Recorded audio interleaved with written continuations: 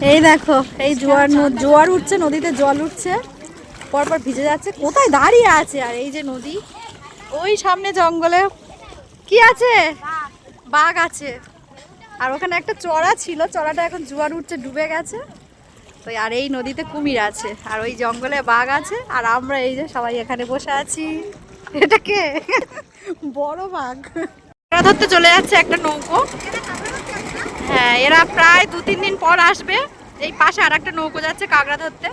একটা ছোট নৌকো আছে, ওইটা করে করে নাসার মধ্যে ঢুকবে, মানে জঙ্গলের মাঝখানে সরু সরু গলি গলি থাকে, সেগুলোই ঢুকে কাঁকড়া সুতি পাতবে। ওই জন্য ওরা এখন 2-3 দিন পর আসবে। কাছাকাছি কিছুদিন আগে বাঘ পার হয়েছিল। এই হচ্ছে ব্যাপার। আমরা এখন যাব নদীতে নৌকো চড়তে, কিন্তু এত আমাদের পুচকেগুলো এসে গেছে, যাওয়াই যাবে না। দেখি আমাদের একটা বাবু আছে। শুনে তুই নৌকোয় যাবে?